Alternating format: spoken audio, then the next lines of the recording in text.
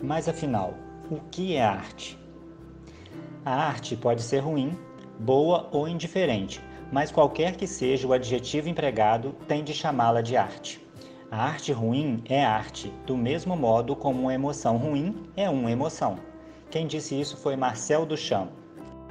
Marcel Duchamp foi um importante pintor e escultor francês, conhecido por sua ousadia e questionamentos quanto ao conceito de arte. Marcel Duchamp começou a questionar por que a arte precisa ser reconhecida pelos críticos para ser considerada arte. E para fazer essa crítica, Marcel Duchamp começa a utilizar objetos do cotidiano e dizer que era arte. Para ele é arte. Então a gente pode pensar na seguinte hipótese: a arte, ela se apropria do nosso conhecimento de mundo. Ela é uma linguagem, nós já estudamos sobre isso. Então, se para ele aquele objeto que ele vai trabalhar é uma arte, por que os críticos podem dizer que não é? Então, era mais ou menos nessa pegada que Marcel Duchamp trabalhava. Então, o que ele fez? A primeira obra dele contestadora da arte foi um banco com uma roda de bicicleta acoplada. Através desse trabalho, criado em 1913, Marcel Duchamp dá início ao chamado ready-made. Então, o ready-made é a escolha de objetos do cotidiano e esse objeto do cotidiano ele passa então a ser inserido como uma obra de arte. Dois grandes exemplos desses objetos que foram inseridos em galerias como obra de arte, nós temos de Marcel Duchamp, a roda de bicicleta e o mictório, denominado a fonte. Quando o assunto é arte, somos quase sempre levados a interpretá-la de forma meio romântica e permite-nos entendê-la conforme o nosso gosto, arbítrio e preferências particulares. Isso porque a opinião compartilhada pela maioria das pessoas, o chamado senso comum, associa a arte ao belo, à beleza e à verdadeira expressão dos sentimentos humanos. E isso não é de agora. A humanidade sempre se exaltou com a beleza e com a arte, e muitos foram os estudiosos que buscaram entender a arte a partir do conceito de beleza. O senso comum é o conhecimento passado de geração em geração, ou conhecimento popular. É supostamente a primeira compreensão do mundo, resultante das experiências passadas e atuais de um grupo social. O senso comum descreve as crenças e proposições que aparecem como normais, sem depender de uma investigação detalhada para alcançar verdades mais profundas como as científicas. Mas então, o que é belo? O conceito de beleza é universal? Há beleza no que consideramos feio?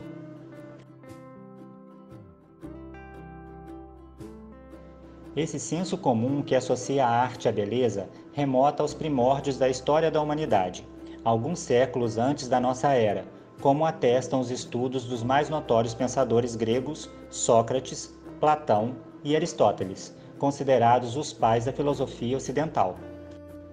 Somos os únicos animais que, ao fazer uma escolha ou executar algum trabalho, independente da sociedade ou cultura em que vivemos, temos por princípio um ideal de beleza, de perfeição, que nos encaminha e nos equilibra emocionalmente, na busca das nossas melhores soluções.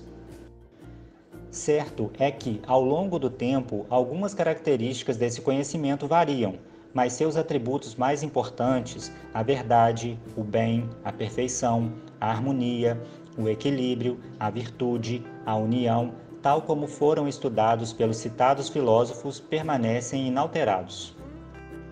O entendimento e o estudo da arte são inseparáveis do conhecimento das ideias desenvolvidas pela filosofia a respeito da beleza e da experiência estética.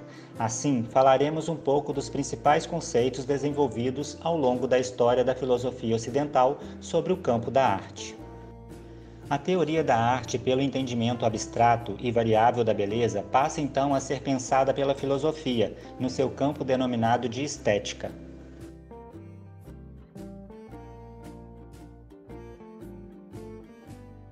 Para Platão, belo estava associado no plano do ideal, não era materializável, era tão somente a ideia da perfeição. Para ele, o plano sensível terreno restava somente a mimesis, a cópia dessa beleza perfeita.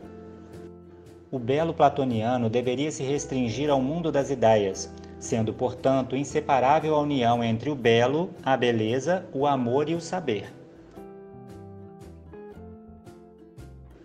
Essa pintura de Rafael Sanzio mostra no topo e ao centro os filósofos gregos, Platão, com suas ideias metafísicas, apontando para cima, para o mundo das ideias, e Aristóteles, pensador terreno, de assuntos de cunho sociais, apontando para a terra, para o que é concreto. Diferente de seu mestre Platão, Aristóteles traz o entendimento da beleza para o mundo terreno, mundano.